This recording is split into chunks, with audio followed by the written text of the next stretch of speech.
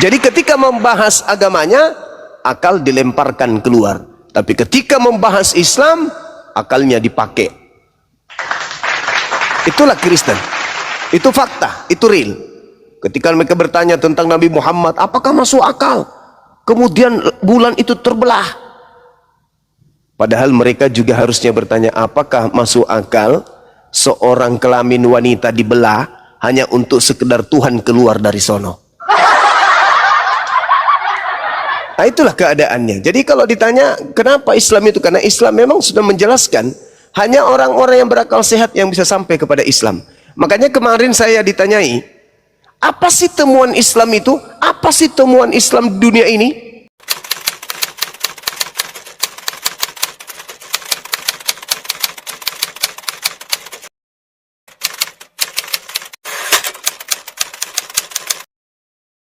Yang telah menaklukkan segala sesuatu di bawahnya, supaya Elohim menjadi semua di dalam semuanya. Ya udah, berarti kembali Yesus itu kembali ke hakikatnya, gitu dia maksudnya. Yesus ini kembali ke hakikatnya, karena kan Yesus ini kan bukan manusia biasa dia.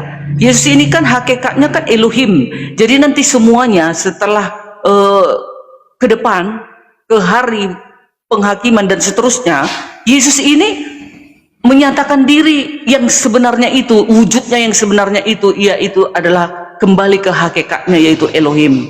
Gitu menurutku. Gimana? Itu sulit diterima oleh akal, Bu Darni. Kenapa?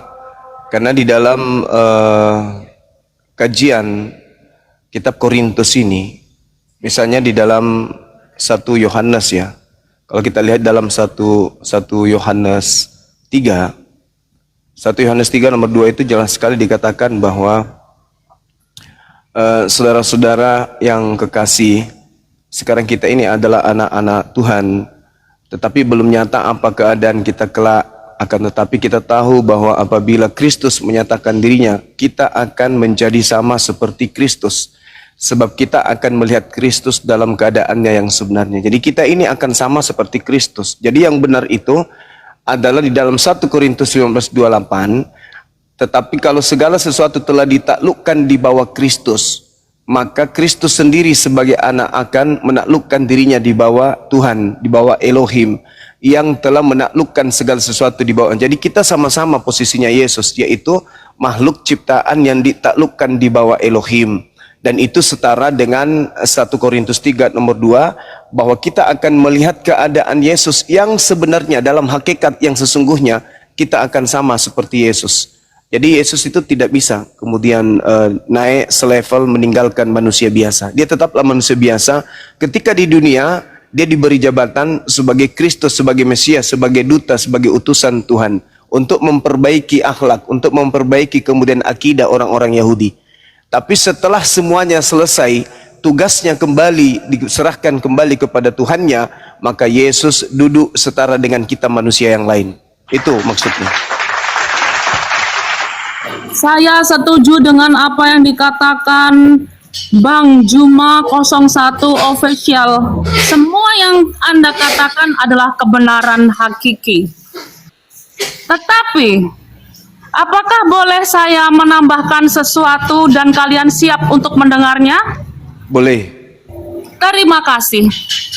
Ketika Yesus sudah terangkat ke surga, karena Yesus adalah Roh Kudus, sebelum terangkat ke surga, bukankah dia berkata kepada para muridnya bahwa dia akan datang untuk kedua kali? Kemudian pada abad ke-7 Masehi, ketika seorang Aminah sedang mengandung janin Muhammad, ketika berusia 4 bulan janin itu, maka Roh Kudus memasuki rahim dari Siti Aminah, kemudian Roh Kudus itu mulai bekerja di dalam janin Muhammad. Maka Roh Kudus itu bereinkarnasi.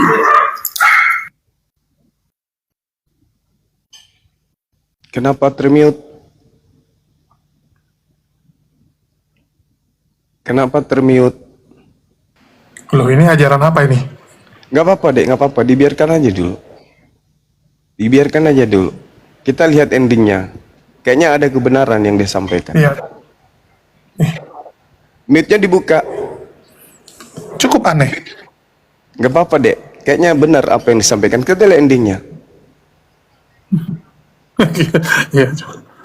Bang Juma, jawabannya tadi di ayat 31 ya. Saudara-saudara, tiap-tiap hari aku berhadapan dengan maut. Demi kebanggaanku akan kamu dalam Kristus Yesus Tuhan kita. Aku katakan bahwa hal ini benar. Kalau hanya berdasarkan pertimbangan-pertimbangan manusia saja, aku telah berjuang melawan binatang buas di Efesus. Apakah gunanya hal ini bagiku? Jika orang mati tidak dibangkitkan, maka marilah kita makan dan minum sebab besok kita mati. Janganlah kamu sesat. Pergaulan yang buruk merusak kebiasaan yang baik. Sadarlah kembali sebaik-baiknya. Nah, ini tadi 1 Korintus 15 ayat 28 ini kan tentang kebangkitan kita ini, kebangkitan kita. Jadi Yesus juga di sini ditulis, tetapi kalau segala sesuatu telah ditaklukkan di bawah Kristus, maka ia sendiri sebagai anak, ya, sebagai anak akan menaklukkan dirinya di bawah dia yang telah menaklukkan segala sesuatu di bawahnya, supaya Elohim menjadi semua di dalam semuanya. Nanti kembali kepada awalnya firman itu, karena Yesus kan di dalam Yohanes 1 ayat 1 sampai 14, Yesus itu awal mulanya itu adalah firman Elohim. Jadi nanti semuanya kembalinya. Jadi Yesus nggak mati-mati lagi Bang Juma, ya. Jadi seperti kalian bilang Yesus nanti akan mati sama kayak kita, oh tidak, dia tidak mati lagi, hidup kekal. Dan kita juga yang dijemputnya nanti, yang sudah mendapatkan kemenangan itu, maka kita akan hidup bersama-sama dengannya di kerajaan surga gitu. Itu menurut yang saya tahu. Begitu Bang Juma, silakan. Oke, baik. Jadi hakikat Tuhan. Saudaraku Diarni Simatupang, apakah Anda siap mendengar kabar dari roh kebenaran ini?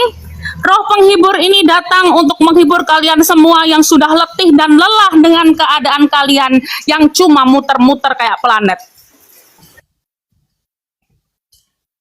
Kan apa kebenaranmu? Silakan.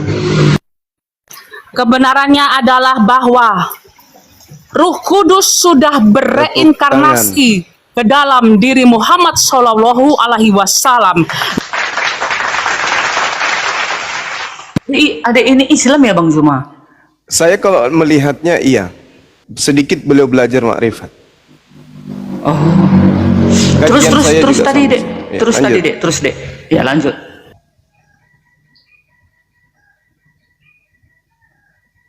Oh, di mute lagi dia. Habis khotbah di mute lagi. Saya pikir tadi Kristen, udah saya buka mute-nya, udah saya undang mute-nya. Saya pikir tadi Kristen, mohon maaf. Rupanya Islam.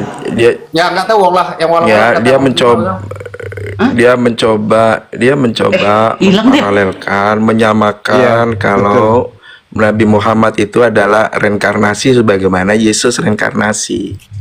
Ini adalah Iya. komparasi yang batal total gitu, yang batil banget lah ini. Iya, Ya iya. karena nggak Sekte mana didukung lagi sama dia? data.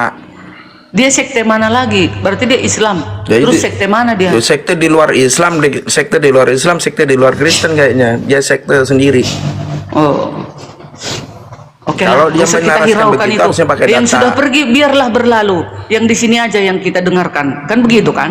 Nah, begitu tadi ya. Oke, Pernyataan lanjut. yang saya tahu seperti itu Bang Juma. Yesus ini tidak akan mati. Gimana dia mau mati? Orang dia hakim yang adil. Dialah Elohim itu, begitu. Dia sudah kembali ke tahtanya, ke firman itu. Awalnya kan dia memang firman bersama-sama dengan Elohim. Yohanes itu kan muridnya itu yang mengatakan. Nah, itu kalau kalian nggak percaya, ya terserah. Tetapi itulah yang saya imani dan memang saya percaya betul sekali itu. Dan banyak data yang mengatakan Yesus ini akan menghakimi dunia. Dia akan membangkitkan orang mati kelak di akhir zaman. Yesus mengatakan, akulah kebangkitan dan hidup, akulah kebenaran. Mana mungkin itu perkataan hamba, perkataan utusan atau nabi, ya kan? Silakan. Oke, baik. Itu menabrak itu. Jadi gini Ibu Darni. Afan, Bang Zuma. Iya, lanjut, Ahi, lanjut. Sebentar ya, dikit aja. Siap. Afan. Justru penjelasan Bu Darni itu udah menafikan Wahyu 1:17-18. Kalau sudah dia itu firmannya, berarti dia itu bukan awal. Ya coba dinalarlah. Awal dan akhir, berarti dia itu sebenarnya tidak ada sebelum dia, tapi dia ternyata adalah firmannya. Berarti siapa yang berfirman? Nah itu sudah, kalau secara akal siapapun akan menolak hal itu, bahwa Yesus itu bukanlah yang awal. Jadi menabrak Wahyu 1:17-18. Lanjut Bang Zumah, Afwan, tafadhol. Iya, baik, Masya Allah.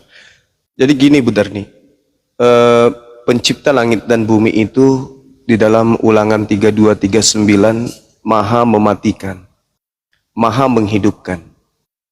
Sedangkan yang ditaklukkan itu adalah makhluk yang bisa dimatikan.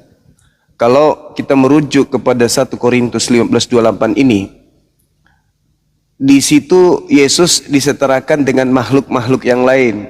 Yesusnya takluk, menandakan bahwa Yesus itu bukanlah Tuhan itu sendiri. Tidak ada dalilnya Tuhan itu takluk, Tuhan pencipta langit dan bumi itu takluk di bawah sesuatu, enggak.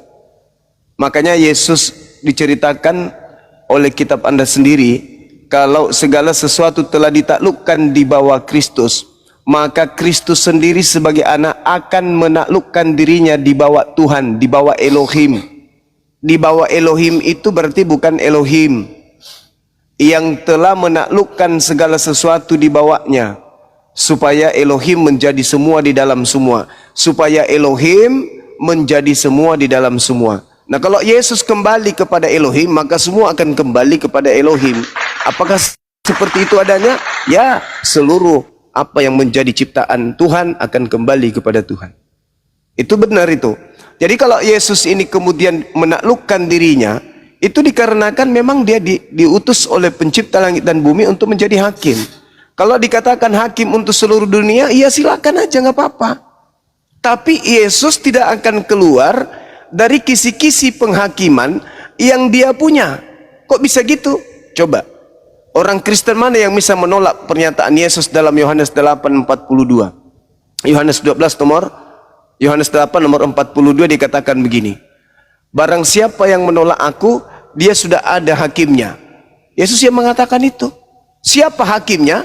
Kata Yesus, hakimnya adalah semua perkataan yang pernah aku sampaikan kepada mereka. Berarti semua ucapan Yesus selama Yesus penginjilan di tengah-tengah kaumnya Bani Israel. Segala firman yang engkau berikan kepadaku telah aku sampaikan kepada mereka. Yohanes 17:8. Nah, segala firman yang Yesus sampaikan inilah kelak yang akan menjadi tolak ukur keselamatan orang. Di situ diterangkan Yohanes 3:16, begitu besar kasih karunia Tuhan akan dunia ini sehingga ia menganugerahkan Yesus. Barang siapa yang percaya kepada Yesus tidak binasa melainkan memperoleh hidup yang kekal. Yesus berkata, aku diutus hanya kepada domba yang sesat dari umat Israel. Itu tolak ukur penghakiman nanti. Jadi kalaupun seluruh dunia akan dipanggil, Hindu Islam diajak nih. Hindu, ya paman, apakah kamu percaya kepada Yesus? Sebab ada firman yang keluar dari mulutnya bahwa dia datang diutus kepada domba yang sesat dari umat Israel. Percaya enggak? Enggak. Itu dihakim itu orang Hindu. Islam, dikumpulkan orang Islam sedunia. Apakah kamu percaya kepada Yesus? Percaya. Apa yang kau percaya? Yang ucapan dia yang keluar dari mulutnya. Apa itu? Dia utusan Tuhan kepada Bani Israel. Lulus. Orang Islam di luar Kristen dihakimi nggak masalah. Tapi umat Islam tidak akan pernah kena hukuman. Kenapa? Karena umat Islam mengimani Yesus datang hanya untuk kepada Bani Israel. Bahkan dikatakan dalam Al-Quran, wa immin ahlil kitabi illa la yu'minan nabihi qablal mauti wa yawmal qiyamati yakunu alaihim syahida. Tidak ada masalah. Kalau Yesus datang menjadi hakim dunia, toh tidak akan menyentuh umat Islam. Kenapa? Karena umat Islam tidak pernah kemudian keluar dari kaidah pengajaran Yesus. Kami percaya kepada Yesus, pengakuan Yesus diutus hanya kepada domba yang sesat dari umat Israel, dan kami percaya kepada nasihat Yesus bahwa setelah dia akan datang penyesat dengan nama Yesus Kristus yang akan menyesatkan banyak orang. Kami percaya itu. Jadi yang dihakimi ketika Yesus datang yang menjadi terdakwa. Siapa yang menjadi terdakwa di situ? orang-orang yang melanggar perintah Bapa tetapi mengatasnamakan Yesus. Atas perintah siapa kemudian orang Kristen menyembah Yesus? Atas kehendak siapa kemudian orang-orang Kristen mendudukkan Yesus itu setara dengan Elohim? Atas kehendak siapa? Atas kehendak Elohim? Tidak mungkin. Makanya dikatakan antikristus itu siapa? Antikristus itu adalah dia yang menolak Bapa. Siapa yang menolak Bapa? Orang Kristen. Ketika Bapa mengatakan, akulah Tuhan, jangan ada ilah lain di hadapanku. Aku adalah ilah yang pencemburu. Tidak ada Tuhan yang dibentuk sebelum aku dan setelah aku. Ketika kemudian utusannya mengatakan hidup kekal itu mengenal engkau satu-satunya Tuhan. Apakah kemudian ajaran Bapa melalui dirinya dan melalui Yesus utusannya itu ditolak oleh Kristen? Ditolak. Antikristus itu yang menolak Bapa. Bapa lah satu-satunya Tuhan, ditolak oleh orang Kristen. Oh, enggak. Yesus juga Tuhan yang sehakikat dengan engkau wahai Bapa. Tuh, ditolak. Dan menolak anak. Apa buktinya menolak anak? Orang Kristen paham Kristus itu artinya manusia yang diurapi Tuhan. Tapi Kristen tidak mau terima itu. Pada hari ini telah lahir bagimu Tuhan di kota Daud. Pokoknya Tuhan yang lahir. Kristen tidak mau tahu Kristus itu apa. Kristen dikebiri otaknya untuk tidak mau mendefinisikan Kristus sebagaimana kadar yang sesungguhnya. Harusnya Lukas 2:11, pada hari ini telah lahir bagimu juru selamat, manusia yang diurapi Tuhan di kota Daud. Itu baru betul. Jadi siapa yang menolak Bapa tentu menolak Yesus. Siapa menolak Yesus tentu menolak Bapa. Itulah antikristus yang nyamar-nyamar sebagai pengikut Kristus, padahal mereka adalah antikristus. Ketika orang Kristen menerima Yesus sebagai Kristus, maka level tertinggi Kristus itu hanyalah manusia yang diurapi, tidak layak untuk dituhankan, disetarakan dengan Tuhan. Kenapa? Karena tingkat atau level atau pangkat atau gelar tertinggi bagi Yesus hanyalah Kristus. Yesus Kristus, apa maksudnya? Yesus manusia yang diurapi Tuhan, yang mencintainya. Makanya Yesus itu kenyang, dia ngusir orang nanti. Kenyang, enyahlah. Kalian semua pembuat kejahatan. Kenapa? Tolak ukurnya itu tadi. Yohanes 8:42. Pada hari terakhir, kenapa Yesus mengatakan hari terakhir? Karena Yaumul Hisab, padang mahsyar itu adalah hari terakhir.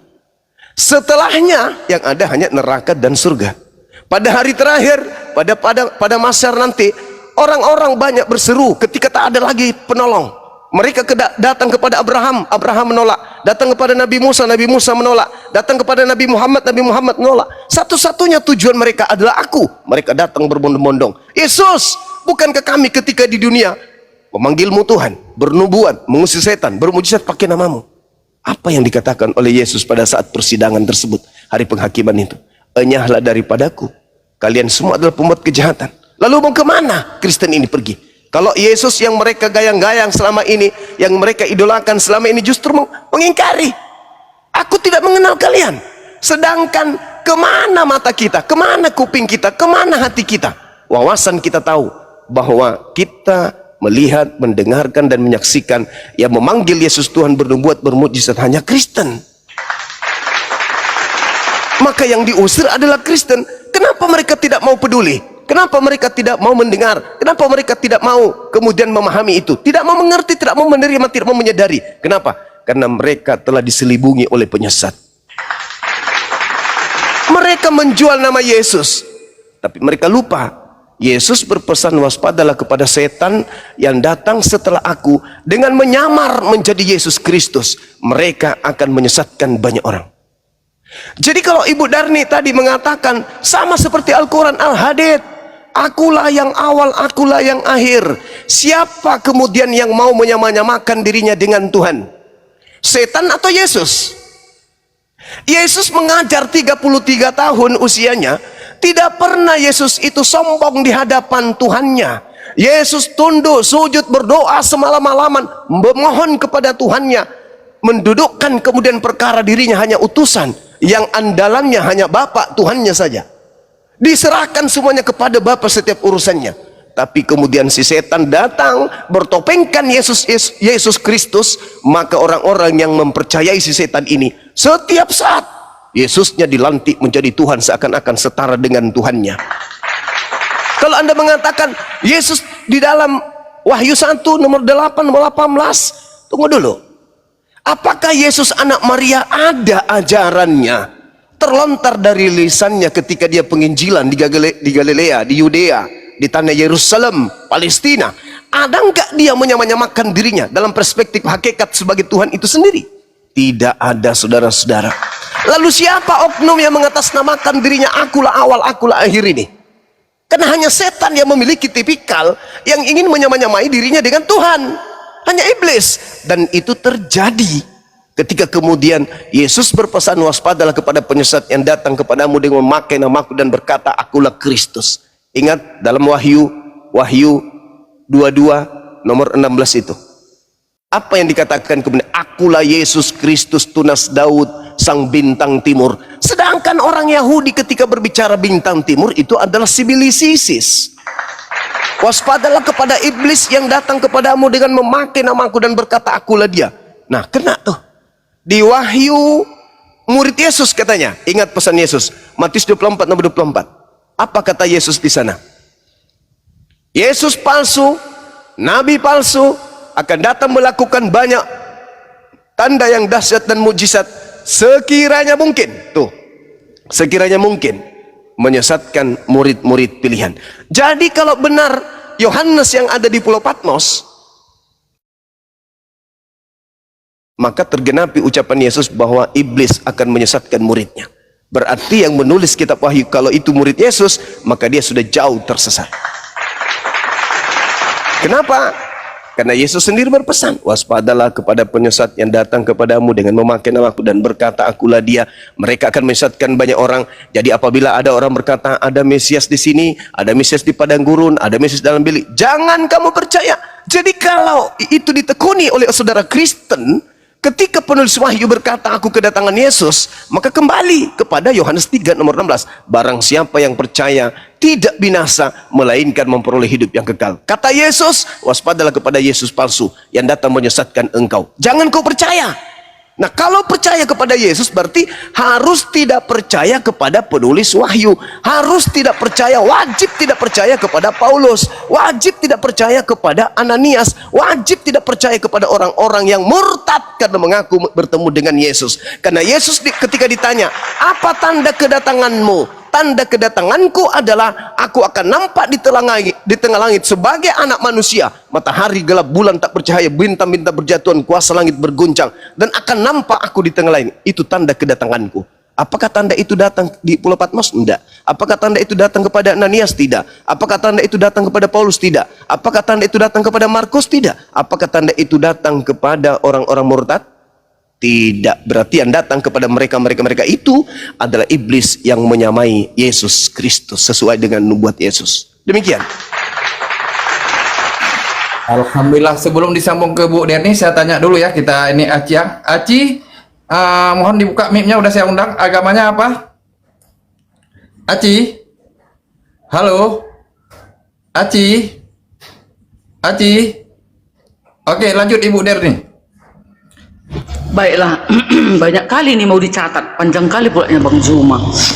Aku diutus hanya Bani Israel, ya.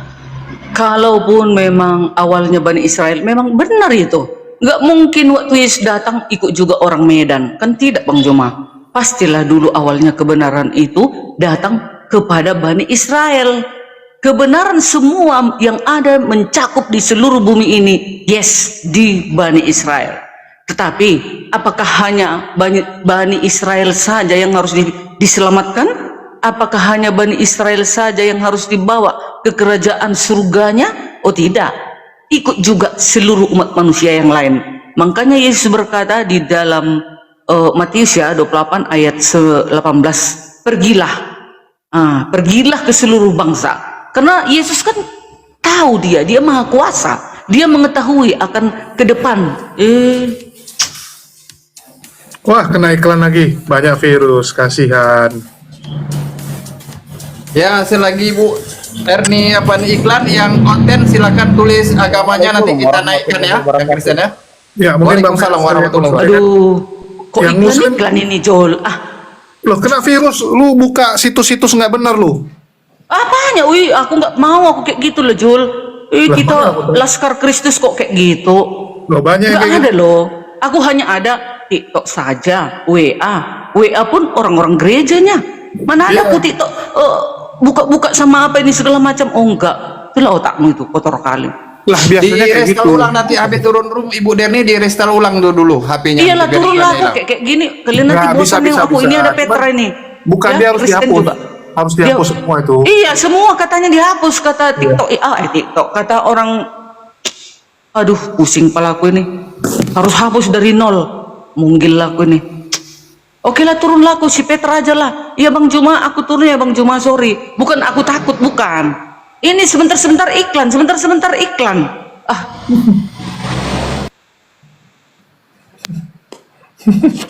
Lucu dia. Ya Bang Felix, ada yang mau disampaikan?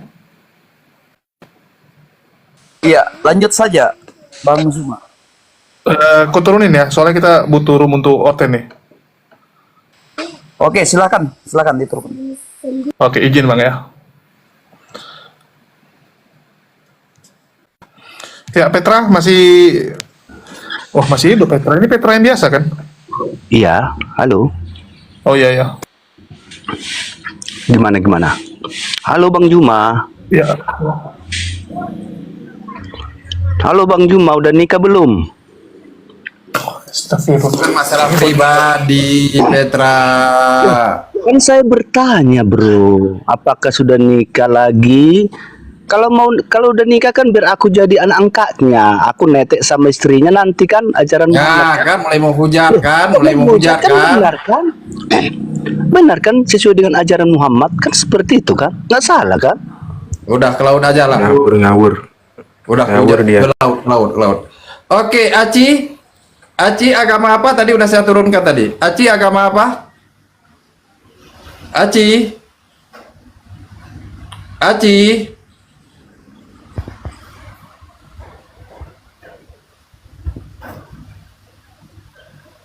Yang Kristen tulis ya, kita naikkan ya. Mario, selamat siang, agama apa? Kristen bro. Kristen, oke. Sebentar ya. Lego, selamat siang, agama apa? Islam bang, Islam. Islam. Mohon maaf, assalamualaikum, mohon maaf ya. Yang saudaraku saya turunkan ya, kita sedia kursi 3 untuk Kristen ya. Oke, lanjut. Dengan si Mario. Ya, silakan mungkin Ahi Abraham atau Dinda Ferry atau LKTP. Silakan. Saya nyimak aja.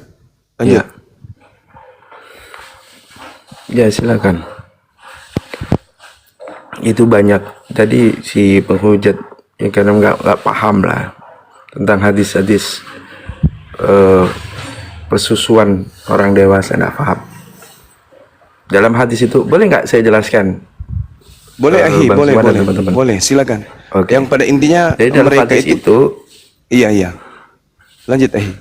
iya, dalam hadis itu ada dua ya yang dari hadis dari Abu Zaifah bin Utbah bin Rabi'ah, itu punya istri namanya Sahla, kemudian punya maula ya, yaitu Salim, yang dia diangkat menjadi anaknya.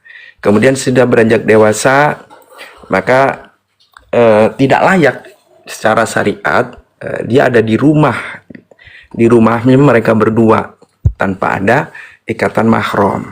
Kemudian untuk menyelesaikan hal itu syariat bahwa kalau anak laki-laki yang dia menyusu pada seorang wanita, maka dia akan menjadi mahram sepersusuan. Makanya Salim akan menjadi anak sepersusuan dan Sahla menjadi ibu sepersusuan. Nah, kemudian Sahla bertanya, bagaimana ya Rasulullah? Dia kan sudah berjanggut, dia kan sudah dewasa. Maka beliau menyatakan susuilah. Nah, ini persoalannya, susuilah ini dimaknai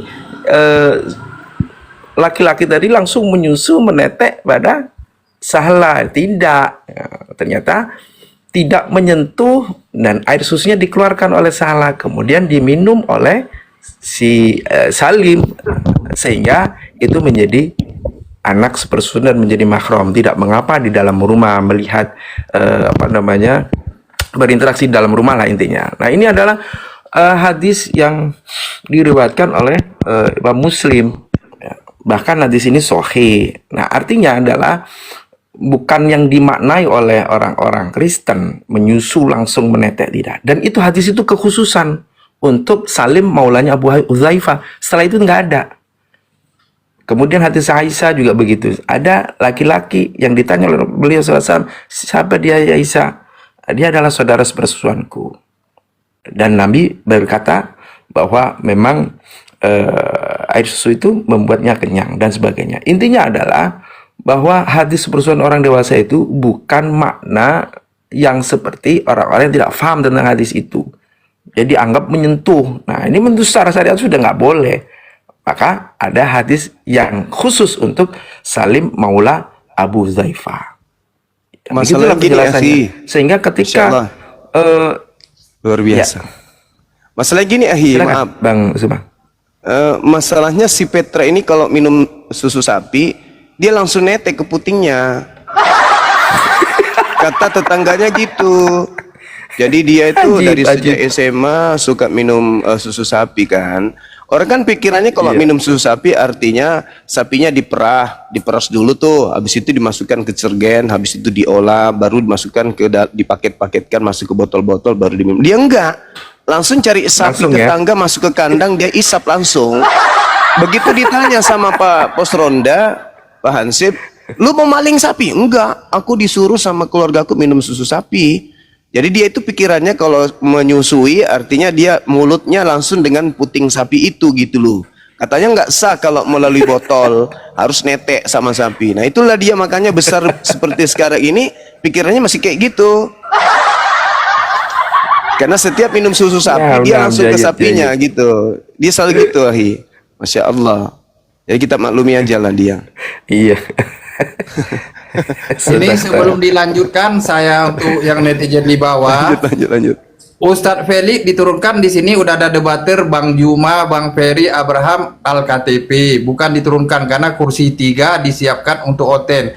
Kalau ada kursi 4 nanti bila perlu saya turun sebagai moderator di bawah ya, saudaraku. Jadi bukan banyak-banyak di sini. Kalau udah ada Bang Juma lagi debat, ini semua diam. Karena hanya yang bekerja Bang Juma ya. Kita untuk saudara muslim jangan minta naik dulu, yang kita naikkan yang Kristen biar Bang Juma ada kerja beliau ya. Lanjut, mohon maaf Bang Juma, saya potong sebentar, mohon maaf sebesar-besarnya. Lanjut Bang Abraham. Ya lanjut bang, nggak apa-apa. Adik-adik kita di sini silakan kalian berkreasi. Saya nyimak aja, Silakan dinaikkan saudara Kristen. Nanti kalau ada apa-apa kita tambahkan kalau perlu. Tapi kalau sudah cukup enggak perlu. Silakan. Naikkan aja yang lain.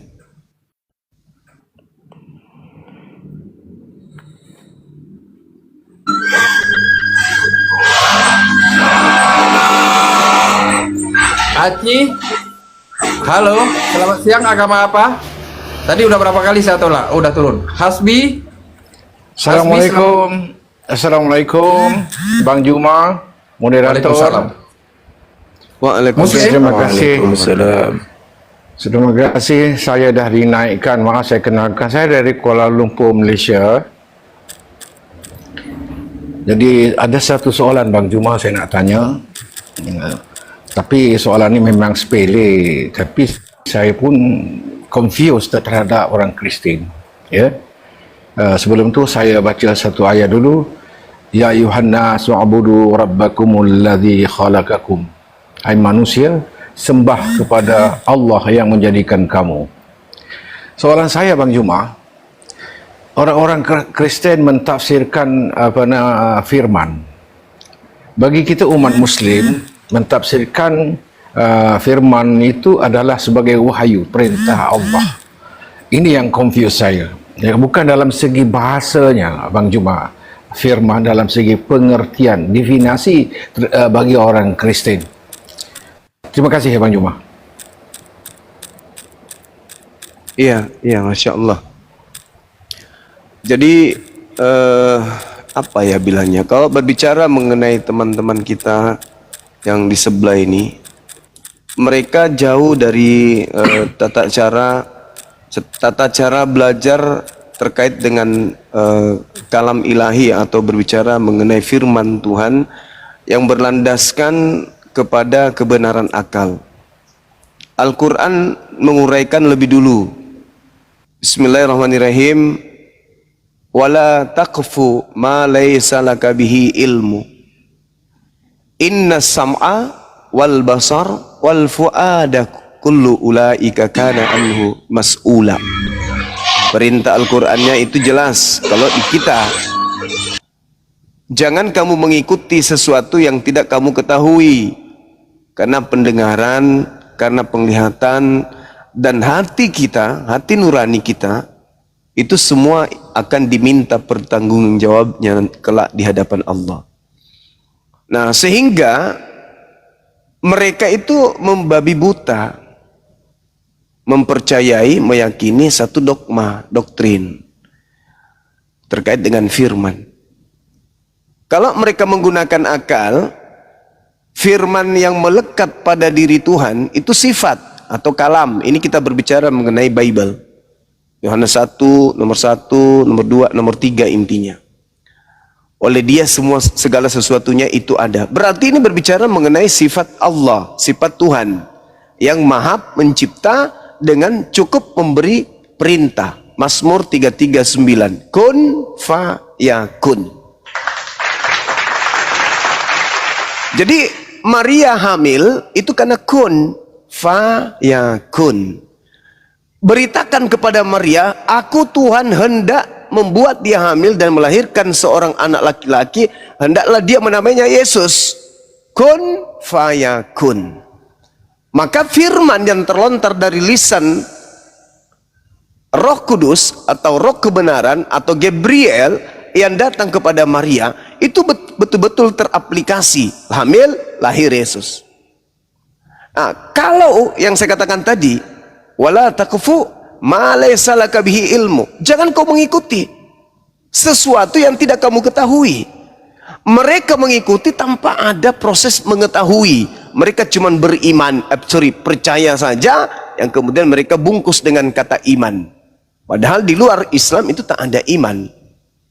Nah, kalau kita melihat nih kajian-kajian yang ada di dalam Bible, Yesus tidak berkata-kata dari dirinya sendiri. Berarti dia bukan firman. Tapi teman-teman kita nggak bisa sampai ke sana. Kenapa? Itu tadi tidak menjadikan akal sebagai kerangka iman. Yesus berkata, aku tidak sanggup berkata-kata dari diriku sendiri. Berarti dia bukan firman. Yohanes 12:49. Yohanes 14 nomor 24, firman yang kau dengarkan dari mulutku itu bukan dari aku. Bukan dari aku. Berarti Yesus bukan sang firman. Berarti Yesus itu bukan firman. Sedangkan yang disebut firman itu adalah Yesaya 55:11. Apa yang keluar dari mulutku tidak akan kembali kepadaku dengan sia-sia, sebelum apa yang aku keluarkan, yang aku firmankan, yang aku ucapkan itu berhasil sesuai dengan apa yang aku perintahkan. Mazmur 339, aku hanya memberi perintah, maka semuanya jadi. Nah, bisa nggak Yesus seperti itu? Nggak bisa. Berarti Yesus bukan firman. Tapi dia adalah makhluk 100% manusia dan 100% bukan Tuhan. Nah, jadi kenapa saudara Kristen mengusung konsep itu? Sebenarnya bukan konsep itu yang mereka usung. Konsep Yohanes 1, nomor 1, nomor 2, nomor 3 itu hanya kamuflase saja. Kenapa? Yesus firman itu bukan di situ. Yesus Tuhan bukan di situ dalilnya. Mereka membungkus Filipi 2 nomor 6, nomor 7, nomor 8, Kolose 2 nomor 9 dengan Yohanes 1 itu. Sebenarnya yang mereka tuhankan itu adalah Theos, yang benar-benar turun menjelma menjadi makhluk, inkarnasi menjadi makhluk. Itu. Jadi Yesus ini adalah dewa atau Theos yang turun ke bumi. Bukan firman yang turun ke bumi, bukan. Tapi Theos yang turun ke bumi, mengambil rupa hamba, menjadi manusia, taat sampai mati di atas tiang salib. Nah, itu yang betul. Itu konsep Kristen, tapi itu diumpetin. Mereka mencoba menjadikan Yohanes 1 yang adalah himne Platonius sebagai bungkusan daripada dewa yang nusul menjadi sembahan mereka. Gitu sahabat yang bertanya tadi. Silakan yang lain. Ya, silakan dari Bang Al, ada yang mau ditanyakan ke Bang Juma lagi? Atau mau disampaikan? Ya, Bang Al. Ya, ini lagi pada ini ya, yang naik. Kalau bisa jangan muncul. Ya, silakan Bang. Kalau ya baik, terima kasih. Kalau dari saya rasa apa yang disampaikan Bang Juma sudah sangat terang benderang ya. Ya terang benderang, tinggal bagaimana teman-teman Kristen mau menerimanya dan mau memakai akal sehat untuk mempelajari kembali ya, apa yang disampaikan oleh Bang Juma. Udah terang kok. Saya sudah sering membacakan kembali apa yang disampaikan oleh Bang Juma dan itu real ya. Betul. Terima kasih, itu aja Pak. Saudara. Oke, mungkin aku mau nanya ke Bang Juma. Bang, kenapa banyak sekali ya orang-orang itu yang bisa disesatkan oleh ya para penyesat lah, seperti contohnya Edis dan kawan-kawan nih. Kan Bang Al KTP ini kan sempat juga gitu kan, sempat goyang gara-gara disesatkan oleh Edis lah melalui konten-konten dan video-videonya. Mungkin ada cara nih supaya teman-teman kita tuh jangan sampai bisa tersesat. Iya, jadi gini, kita berbicara ketika perbandingan agama, maka acuan kita itu Quran. Karena Al-Quran datang dikarenakan dunia itu separuhnya sudah disesatkan kemudian oleh sibilisisis. Maka Al-Quran menorehkan suatu kabar gaib, pemberitaan dari langit, yang kemudian nuansanya itu mencakup dua agama. Al-Quran misalnya diterangkan dalam surah Al-Ma'idah ayat 104. A'udzubillahi minasyaitonirrajim. Wa idza qila lahum ta'alu ila ma anzalallahu wa ila rasul qalu hasbuna ma wajadna alaihi aba'ana. Katakanlah kepada mereka, apabila kamu berkata, marilah mengikuti apa yang diturunkan oleh pencipta langit dan bumi melalui Rasulnya, mereka akan menjawab, cukuplah bagi kami apa yang kami dapati dari nenek moyang kami mengerjakannya. Apakah mereka akan mengikuti juga nenek moyang mereka, walaupun nenek moyang mereka itu tidak mengetahui apa-apa dan tidak pula mendapat petunjuk? Mereka akan tetap mengikuti. Kenapa? Karena sejatinya bukan kerangka berfikir yang sampai kepada mereka. Padahal Al-Quran mengatakan apa? Innama yatazakkaru ulul albab. Hanya orang-orang yang berakal sehat yang dapat mempelajari atau menerima pelajaran. Jadi kalau orang yang tidak berakal sehat cuman mengimani saja, EGP, yang penting nikmati hidup, bisa makan apa saja, bisa minum apa saja, dijanji masuk surga, udah selesai. Ngapain ribet-ribet? Harus sujud, puasa, jangan makan ini, jangan makan ini. Ngapain? Nah, itu orang-orang yang tidak menggunakan akal sehatnya. Makanya ketika ada orang mengajarkan kebenaran, sulit bagi mereka yang tidak menggunakan akal untuk menelaah itu. Karena kenapa? Mereka menuhankan hawa nafsu mereka. Hawa nafsu mereka yang membuat mereka itu kemudian cenderung kepada kebinasaan. Coba saya kasih bukti sederhana. Seorang pastor, seorang pendeta, ketika berdiskusi ringan dengan mereka, lantas kita mencoba untuk mengajak orang-orang ini, pendeta-pendeta pastor ini menggunakan akal sehat dengan pendekatan Bible. Apa yang mereka kemudian katakan? Maaf, aku lagi di luar. Maaf, itu tertulis di mana? Maaf, itu adanya di mana? Kok bisa Anda lebih tahu daripada saya? Jangan comot dalil. Jangan Anda menafsirkan bebas, tapi giliran dia yang disuruh menjelaskan, apa katanya? Itu tertulis di mana? Padahal dia sudah sampai level tertinggi. Apa itu? Tidak ragu lagi mengibadahi, menyembah kepada sosok Yesus Kristus. Tapi ternyata dalil-dalil penguat agama, penguat prosesi keyakinan agamanya, ibadahnya, dia tidak tahu. Berarti dia cuma melakukan apa yang menjadi ritual nenek moyangnya terdahulu. bukan berdasarkan ilmu. Makanya ketika disampaikan mereka hanya modal percaya aja. Itu yang pertama. Yang kedua, coba lihat saudara-saudara, orang-orang Kristen kalau kita tanya tentang agamanya, tidak ada satupun di antara mereka yang melandaskan akal untuk menjawabnya. Catat itu, catat. Saya ulang, orang-orang Kristen apapun jabatannya di gereja, kalau ditanya tentang keyakinannya, mereka tidak menjadikan akal sebagai standarisasi untuk menjawab apa yang menjadi pertanyaan kita. Sebaliknya, kalau mereka bertanya tentang Islam, mereka menjadikan akal mereka sendiri sebagai pijakan untuk menelusuri supaya Islam itu terlihat jatuh dengan pertanyaan yang sangat kritis. Jadi ketika membahas agamanya, akal dilemparkan keluar. Tapi ketika membahas Islam, akalnya dipakai. Itulah Kristen. Itu fakta, itu real. Ketika mereka bertanya tentang Nabi Muhammad, apakah masuk akal? Kemudian bulan itu terbelah. Padahal mereka juga harusnya bertanya, apakah masuk akal seorang kelamin wanita dibelah hanya untuk sekedar Tuhan keluar dari sono? Nah, itulah keadaannya. Jadi kalau ditanya kenapa Islam itu, karena Islam memang sudah menjelaskan hanya orang-orang yang berakal sehat yang bisa sampai kepada Islam.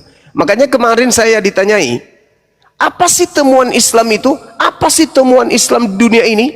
Tidak ada temuan Islam. Saya katakan kamu salah. Temuan Islam yang belum pernah ditemukan oleh agama lain, apa itu? Akal. Satu-satunya agama di atas muka bumi ini yang menemukan akal itu cuma Islam. Agama lain enggak. Meskipun di zaman modern seperti ini, agamanya tidak pernah menemukan akal. Kenapa tidak? Ya, apakah masuk akal Tuhan nuzul ke bumi menjadi bayi?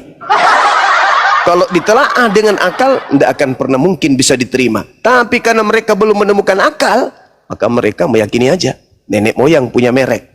Tapi Islam datang menemukan satu alat yang Allah titipkan sebagai serpihan cahaya pada diri manusia, yaitu akal.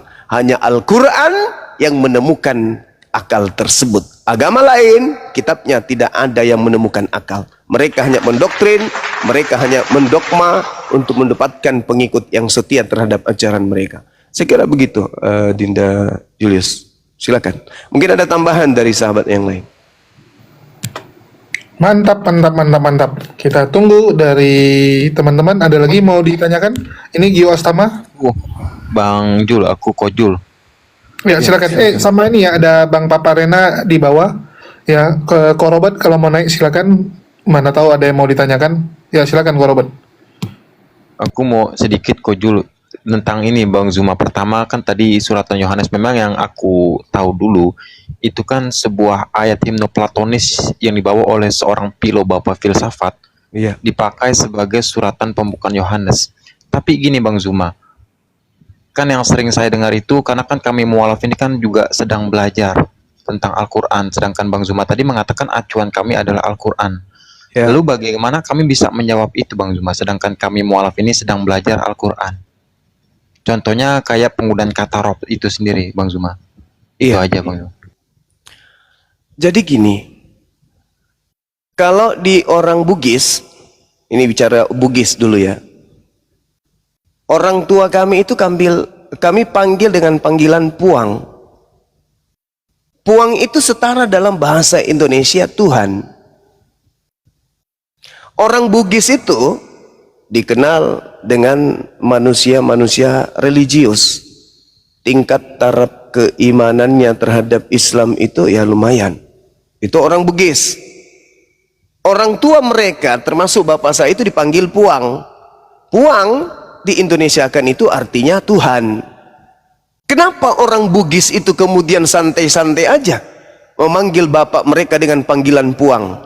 Orang bangsawan-bangsawan mereka panggil puang. Kenapa? Karena orang Bugis itu paham puang yang dimaksud di sini adalah skala kecil, bukan puang pencipta langit dan bumi, bukan puang ta'ala, bukan.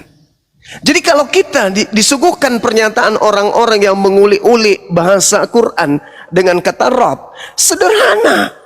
Rabb yang dimaksud di sini skala kecil, bukan Rabbus samawati wal ard. Karena Rabb itu artinya penguasa, Rabb itu artinya pemilik. Apakah Prabowo ini penguasa? Ya. Boleh nggak dia disebut Rabb? Boleh.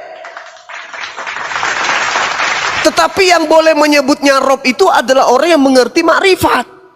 Tidak boleh juga orang serampangan dipanggil Rabb. Kenapa? Karena bisa jadi menjatuhkan diri orang tersebut jatuh pada kesyirikan. Kan tidak ngerti kata Rabb itu apa. Tapi kalau orang yang paham makrifat, Rabb itu artinya Tuan, pemilik. Nah, bapak saya adalah pemilik anak-anaknya, pemilik rumah kami. Kami memanggilnya puang. Boleh. Kenapa tidak? Karena rasa bahasa Bugis ketika berbicara mengenai puang, skala kecil, kalau ditujukan kepada ayah, itu artinya adalah pemimpin rumah tangga. Tapi kalau Rabbus samawati wal ard, berarti itu berbicara mengenai Azza wa Jalla, Allah pencipta langit dan bumi.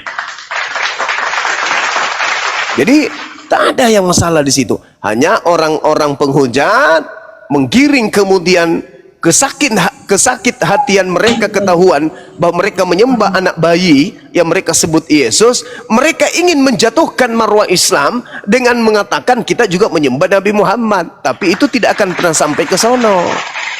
Karena meskipun saya memanggil Nabi Muhammad dengan panggilan Rabb, saya mendudukkan beliau sebagai pemimpin, presiden, pemimpin umat. Dia adalah presiden pada zamannya, dia adalah raja pada zamannya, tetapi tidak akan sampai melewati batasan bahwa dia hanyalah manusia ciptaan Tuhan.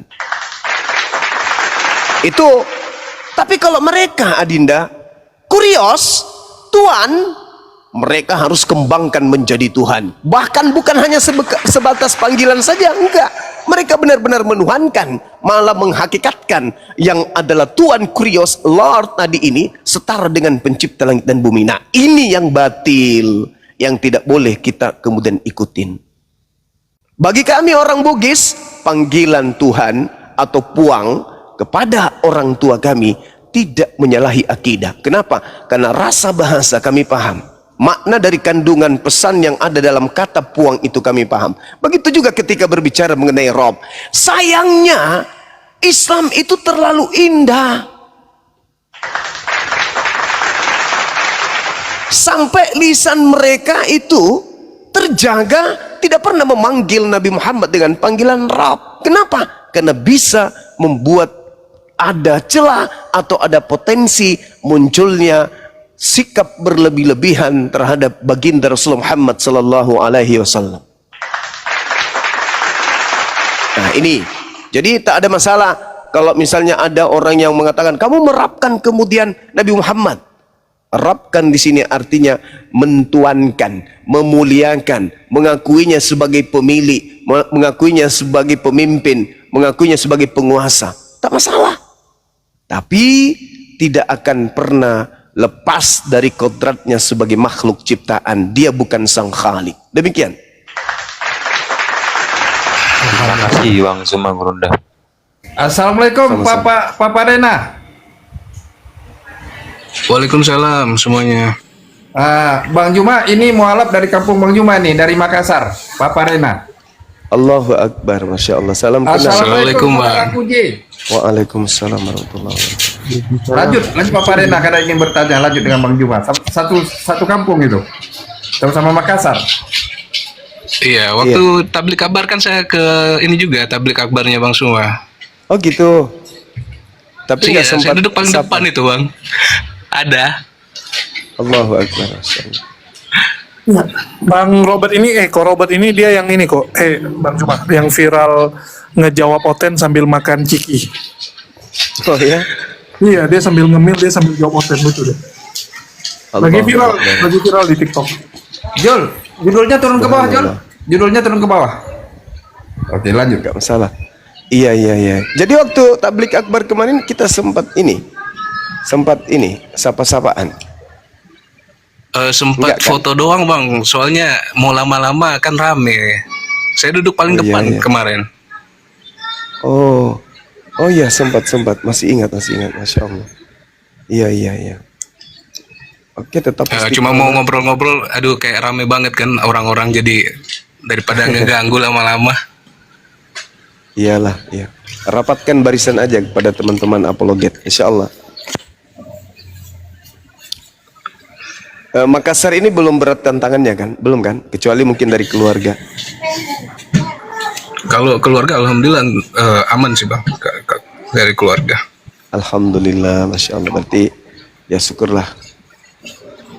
Semoga tetap istiqomah dan bisa menjadi contoh bagi keluarga dan lingkungannya di sana, Masya Allah. Nah, beda. Oke, tamu Eri. Mungkin bisa buka kamera, Agama apa? saudara Papa Rena. Nah, buka kamera Bisa, satu. Eri, Coba. selamat siang. Agama apa? Eri. Oh iya, ingat. Saya turunkan Masya ya. Allah, ingat. Iya, ingat. Masya Allah.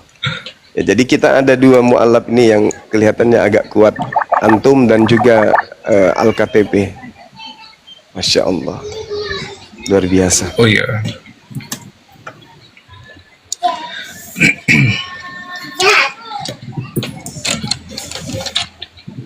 Ini teman-teman, kalau sudah dapat hidayah, pasti semangat Islamnya itu mantap kali, berapi-api itu. Kalau benar-benar kolop hidayahnya itu berapi-api, semangat Islamnya itu.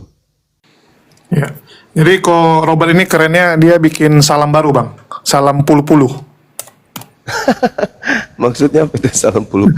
Nggak, jadi di belakangnya itu kan ada ciki-ciki tuh. Jadi dia sambil jawab oten tuh, dia buat VT-nya itu dia makan ciki dulu sambil liatin komen, baru dia jawab. Oh iya, mantap.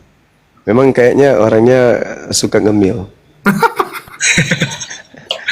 Nggak salam puluh-puluh itu ini bang, biar nggak terlalu mencolok aja. Jadi diganti jadi puluh-puluh. Oh iya, paham. Iya. Masya Allah, luar biasa nih. Salam puluh-puluh. Artinya sudah ada beberapa Untuk Kristen yang di bawah silakan tulis, ada satu kursi kita ya, sambil Bang Juma ngobrol dengan Papa Rena. Yang Kristen tulis agamanya, saya naikkan satu kursi. Untuk Muslim mohon maaf kita tidak menaikkan lagi ya. Lanjut Bang Juma, mohon maaf terpotong sedikit. Akhi Abraham ini mu'alaf juga kah? Ya dulu saya nggak mengenal Tuhan, nggak mengenal Masya Allah. agama lah gitu ya. Ini Kemudian mu'alaf semua berarti di dalam saya berpikir begitu ya. Jadi saya ini boleh berbeda dikit kali ya, masalah Rob tadi. Iya, silakan. Ya, Rob itu kan memang artinya ya seperti yang dijelaskan Bang Suma, oke semua. Cuman kadang kita ini masih memberikan celah kepada orang-orang di luar Islam untuk menyatakan bahwa Rasulullah SAW itu sebagai Rob. Padahal jawabannya adalah, adakah dalil yang mansus terkait dengan Nabi Muhammad SAW sebagai Rob? Karena arkanul Islam yang pertama sangat jelas gitu loh. Antasyhada alla ilaha illallah wa anna Muhammadar Rasulullah. Jadi wa anna Muhammadar Rasulullah itu sudah menafikan segala gelar apapun untuk pribadi beliau SAW. Sehingga ketika digiring sebagaimana Edis dan sebagainya itu ya nggak masuk gitu loh. Meskipun Rob itu artinya bisa menjadi pemimpin, penguasa, pembina, murabbi, itu kan dari kata Rob. Nah, Rob itu ketika disematkan ya dalam isim ma'rifat atau al-ta'rif, itu sudah jelas ke siapa. Kalau kita belajar bahasa Arab, berarti kalau sudah ada isim ma'rifat, al-ta'rif, itu berarti Allah Subhanahu wa Ta'ala. Misalkan alhamdulillahi rabbil alamin. Nah, itu sudah sangat jelas, itu maksudnya adalah Tuhan semesta alam. Ketika Rob di surat Yusuf, Robbihi, yaitu penguasa raja. Nah, yang kadang itu dipaksakan karena Rob itu artinya penguasa, pembina, pelindung, sebagainya. Mereka mencoba memaksakan bahwa Rob itu disematkan pada baginda Nabi Rasulullah Muhammad. SAW. Padahal tidak ada. Tidak ada dalil yang secara mansus. Sebagaimana Allah sudah disematkan bahwa Allah itu adalah la ilaha illallah. Maka itu sudah mansus. Nah, Rasulullah SAW itu pun harus mansus ketika memang ada kata Rob. Dan tidak ada selama saya mempelajari, membaca, mendengar itu nggak ada dalil yang mansus terkait dengan Nabi Muhammad SAW itu disematkan sebagai Rob. Itu. Wallahu a'lam bishawab. Afan ya, Bang Zuma. Iya, betul. Sepakat kita. Sepakat, itulah yang betul. Jadi tak ada gelar kepada Nabi Muhammad itu yang bisa disematkan ke beliau terkait dengan kata Rob ini. Memang nggak ada. Sama sekali nggak ada. Maksud saya tadi itu, kalau Edis melakukan framing, itu kita nggak usah goyah. Wah, selama ini kita menuhankan. Enggak ada sama sekali. Kalau dia pun memaksakan seperti itu kehendak dia, itu maunya dia.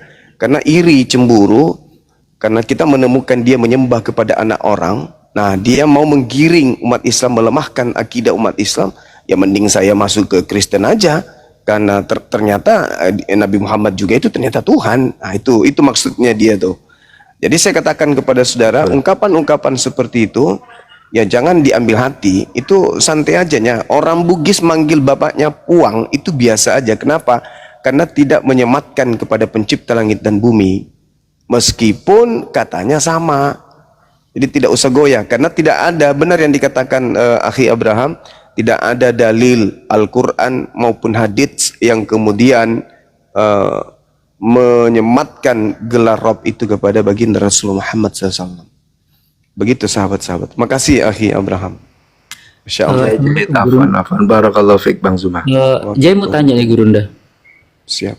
Jadi gini, Jay kan kadang emang sering buka Komal. Kalau untuk diskusi kadang bareng sama Ahi Ferry, sama Ustadz Tahta kayak gitu kan. Nah, di situ saya kadang kan cuman sholawat kayak gitu ajanya, ngaji gitu. Nah, ada tuh pertanyaan dari Kristen tuh kayak gini. Nah, mengapa sholat di agama Islam itu kenapa itu harus pakai bahasa Arab kan? Apakah Allah itu cuma paham bahasa Arab ajanya? Apakah nggak paham bahasa Indonesia atau kayak mana? Karena terus terang kalau saya sholat meskipun belum hafal ya, terutama tahiyat akhir itu tetap pakai bahasa Arab meskipun harus pakai buku di depan catatan. Cuman kalau berdoa memang ku akuin aku pakai bahasa Indonesia. Itu kayak mana itu, Gurunda? Iya. Yang pertama, karena perintahnya itu kita harus mengikut Nabi Muhammad dalam sholat. Sallu kama ra'aitumuni usolli. Sholatlah kalian. Bukan perintahnya makanlah kalian sebagaimana kalian melihat aku makan. Enggak. Atau berdoalah kalian sebagaimana kalian melihat aku berdoa. Enggak. Atau berinfaklah kalian. Enggak. Tapi sholat artinya pekerjaan niat, pekerjaan lisan, dan juga jasad. Apa yang dilisankan oleh Nabi Muhammad ketika beliau sholat? Bahasa apa yang digunakan? Itu yang kita pakai. Karena kita harus mencontoh kepada beliau. Itu yang pertama. Ada hikmah di balik itu semua. Kenapa ada hikmah di balik itu semua? Kalau kita menggunakan bahasa Indonesia itu rasanya, kandungannya mengalami pergeseran di beberapa tempat dan di beberapa keadaan. Contoh, ini sering kali saya sampaikan, bahasa Indonesia itu ya. Ketika berbicara mengenai kereta itu bahasa Indonesia. Motor juga itu bahasa yang digunakan dalam kaidah bahasa kita. Kalau orang Medan mengatakan motor, dia menyebutnya kereta. Kalau orang Makassar mengatakan kereta, itu berarti kendaraan yang panjang menggunakan rel.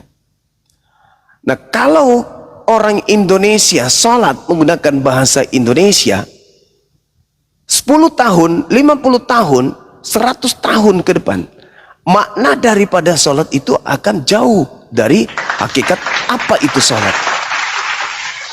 Tapi kalau mereka masih menggunakan original teksnya, maka sholatnya orang Islam itu tidak akan keluar dari kaidah yang sesungguhnya. Tetap akan khusyuk mereka. Itu yang pasti tuh. Jadi yang ketiga, sholat itu memang perintah, hukumnya wajib. Sebagaimana Rasulullah Muhammad SAW menerima perintah sholat, dan seperti apa Rasulullah Muhammad SAW melaksanakan sholat, wajib hukumnya kita mengikuti beliau. Jangan kemudian sholat menggunakan bahasa daerah. Gimana kalau misalnya imam pakai bahasa Indonesia? Awe puang. Terus yang lainnya orang Jawa, yang lainnya orang Madura, yang lainnya orang Cina jadi makmum. Apa mereka akan paham? Maka kita akan mengalami keadaan sama seperti agama lain. Contoh ya, Pak Bom Anda suruh ke Jepang. Di Indonesia dia boleh sakti, mengaku-ngaku pendeta, mengaku pastor. Begitu dia ke Jepang, pendeta di sana kemudian berkhotbah menggunakan bahasa sana, dia tak ubahnya seperti ayam yang habis minum bodrek satu papan. Apa gunanya kalau seperti itu? Apa gunanya? Harusnya kayak gitu. Tapi kalau kita nih, kita ke Jepang, kita ke Amerika, kemanapun di belahan dunia ini, ketika kita menjadi makmum, kita paham imam sedang membacakan apa. Begitu juga ketika kita yang menjadi imam, makmum kita akan paham apa yang sedang kita ucapkan. Makanya Islam itu tidak boleh hanya sebatas terjemah saja. Harus paham kemudian makna. Tidak boleh hanya paham, hanya mengerti bahasa Qur'annya saja. Harus ngerti minimal kandungan daripada ayat yang dibaca. Supaya kualitas ibadah kita itu benar-benar maksimal. Jadi sebagai seorang mu'alaf bukan hanya mendengarkan bacaan toh, meskipun itu sudah dibolehkan, tapi semakin hari semakin kudu belajar kandungan dari bacaan imam atau bacaan yang kita sedang baca pada saat kita ibadah. Jadi kita ibadah itu pertama, sholat itu perintah, itu tuntunan, dan wajib bagi kita mengikuti Nabi Muhammad. Yang kedua, bahasa terindah itu adalah bahasa Quran, dan kita bisa khusyuk di dalam sholat. Saya pernah bercerita nih, ada seorang guru, bukan guru sih, ada seorang warga di samping pondok saya yang ketika sholat subuh itu selalu kemudian menjadi imam meskipun tak diperintahkan, dan meskipun kemudian sudah ada imam tetap di masjid kami. Tapi entah apa motivasinya, selalu saja dia menjadi imam pada saat subuh. Sementara kami anak-anak santri ini, kalau subuh hari itu kan begadang belajar sampai jam 1, kadang jam 2 kalau ada hafalan. Belum juga jam 5 kami harus bangun minimal 4:30 subuh. Begitu imamnya udah sholatnya kayak begitu jadi imam, mohon maaf, ini pelajaran. Maka banyak yang kemudian tertidur, tumbang di masjid itu, anak-anak SMP, masih kecil-kecil yang baru belajar kemudian ikut di pondok, tidur dalam keadaan sholat, tumbang. Akhirnya anak-anak yang lain terganggu, pada tertawa ketika ada yang jatuh dalam saat berdiri. Bagaimana enggak?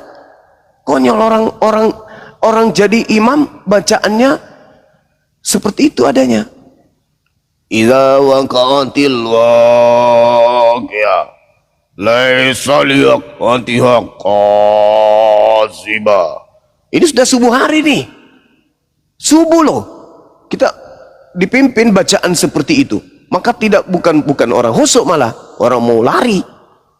Makanya kalau kita baca Quran diperindah bacaan itu supaya kita yang sholat juga bisa meneteskan air mata, yang mendengarkan di belakang juga sama seperti itu adanya. Jadi Islam memang harus menggunakan bahasa Quran pada saat mereka ibadah, dan jangan Anda berpikir pertanyaan itu untuk menjatuhkan, bukan.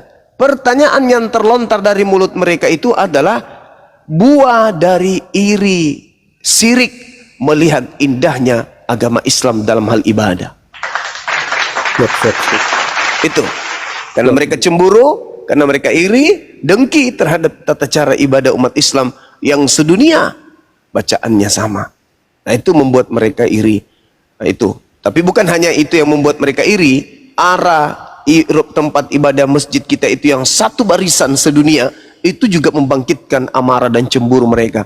Melihat gereja mereka bukan cuma gedungnya yang saling membelakangi, hati mereka pun saling membelakangi satu sama yang lain. Apaan guru? Siap. Terima kasih guru. Soalnya memang beberapa kali itu ditanyakan guru. Emangnya Tuhanmu itu cuman kau capek-capek jadi mualaf cuman mau mempelajari mantra aja Jay, katanya kayak gitu. Emang kalau sholat pakai bahasa Indonesia nggak bisa? Emang Tuhanmu itu tidak maha tahu, katanya kayak gitu. Emang Tuhanmu itu cuman Tuhan negeri Mekah aja itu Jay. Makanya lah kau balik lagi kau ke Kristen. Biar kau nggak capek-capek kau belajar-belajar kayak gitu. Jadi Dia nggak itu sekali paham lagi lah. saya katakan bahwa itu karena iri, itu karena cemburu terhadap Islam, karena mereka satu sama yang lain tidak kemudian tidak satu komando mereka itu. Mereka di setiap negara beda-beda. Nah, kalau mengenai bahasa, apakah kemudian Allah Subhanahu wa taala itu cuma satu bahasa? Allah itu Maha tahu. Allah itu Maha tahu, Allah itu Maha mendengar. Al-Quran Ar-Rum ayat 22, Allah Subhanahu wa taala adalah pencipta seluruh bahasa. Itu dalilnya. Ya, kita hanya karena mengikuti kesempurnaan Islam aja maka kita menggunakan bahasa Arab. Silakan Akhi Abraham, mungkin ada yang disampaikan. Iya, Masya Allah, Masya Allah. Jadi yang dijelaskan oleh Bang Zuma ini di atas ilmu ya. Ini hikmah. Jadi hikmah daripada kenapa sholat itu menggunakan bahasa Arab. Ini adalah hikmah. Yang mana nanti bahasa itu adalah budaya yang bisa berubah-ubah. Nah, kalau kita mau menguatkan ya bahwa memang sholat itu bagian daripada contoh beliau sallallahu alaihi wasallam. Ya. Sallu kama ra'aitumuni usolli. Itu sangat jelas. Dan ini sudah dalam surat Ali Imran ayat 31. Qul in kuntum tuhibbunallah fattabi'uni. Ini fattabi'uni itu mengikutiku. Berarti mengikutiku itu apa yang dilakukan beliau, apa yang diperintah beliau, kemudian apa yang didiamkan oleh beliau. Kemudian kalau kita bicara sholat itu bagian daripada ritual ibadah. Ibadah mahdhah. Ibadah mahdhah itu adalah ibadah yang langsung vertikal kepada Allah Ta'ala. Tentu dengan tauqifiyah.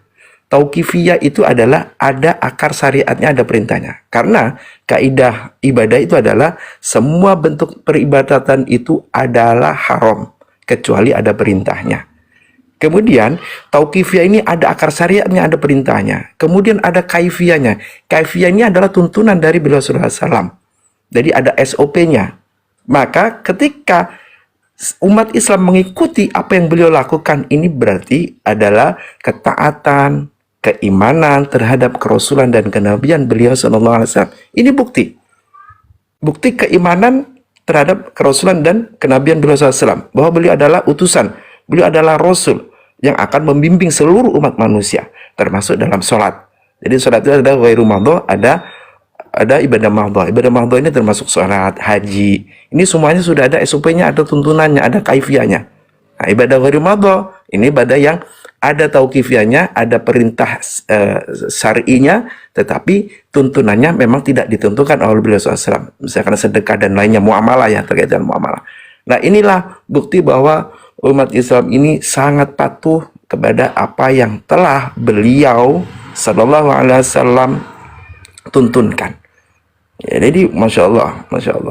Saya kagum dengan Bang Zuma sudah memberikan hikmahnya tadi. Saya baru dapat ininya bahwa hikmah daripada sholat, kenapa harus mengikuti Rasulullah SAW, agar dalam sholat itu tidak berubah. Bahasa itu tidak berubah. Kalau berubah, kalau mengikuti bahasa masing-masing, itu kacau pastinya. Orang Amerika, orang Papua, orang Jawa, ini akan berbeda-beda. Nanti ada bahasa-bahasa serapan yang masuk, akan dipakai. Ini akan mengacaukan. Nah, inilah hikmah kenapa harus mengikuti fattabi'uni, ya, yuhibbukumullah wa yaghfir lakum dzunubakum wallahu ghafurur rahim. Nah, inilah adalah sifat kasih sayang Allah Ta'ala kepada manusia, agar mengikuti Rasul yang diutusnya, yaitu baginda Rasulullah SAW. Wallahu a'lam bishawab. Ya, mungkin aku tambahin dikit ya. Kita ambil Sebentar Jul, sebentar Jul. Yang membilang dia murtadin, saya sudah jambak ya, mama saya dan saya ikut Yesus ya, saya sudah jambak. Silakan naik kursi, udah saya siapkan satu ya. Lanjut Jul. Ya, ini kebanyakan nih. Jadi gini, kita ambil contoh yang di sebelah lah. Ya, mereka kan suka sekali mendirikan tempat ibadah berdasarkan kesukuan. Dulu aku pernah ikut temanku ke gereja suku dia, ya, suku Batak, HKBP. Begitu aku masuk ke dalam, aku bingung gitu. nyanyinya pakai bahasa Batak, khotbahnya pakai bahasa Batak. Jadi terakhir aku ngapain di sini gue pikir. Ya, nggak ngerti sama sekali gitu. Jangankan khotbahnya, nyanyiannya aja nggak ngerti ya gue gitu. Ya, karena udah yang versi mereka gitu. Ya udahlah diam aja gitu kan. Nah, inilah yang membuat kalau yang sebelah ini kan terkotak-kotak ya. Bahkan ada pendeta di Papua itu yang ngamuk-ngamuk gitu. Dia bilang ini orang-orang ini ngerusak gitu. Datang bukannya memenuhi gereja yang ada, tapi malah dirikan gereja masing-masing gitu kan. Membuat rusak kebudayaan kita di sini gitu. Nah, itulah kalau bahasanya masing-masing dalam beribadah kepada Tuhan ya. Jadi kita ambil apa yang terjadi di sebelah sebagai hikmat di agama kita. Lanjut Bang. Ya, ini kebanyakan kita.